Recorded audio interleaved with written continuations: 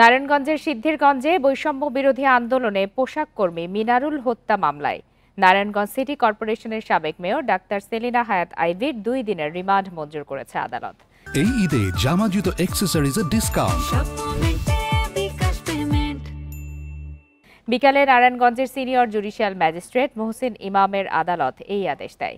এর আগে রাষ্ট্রপক্ষের আইনজীবী আইভীর 7 দিনের রিমান্ড আবেদন করে।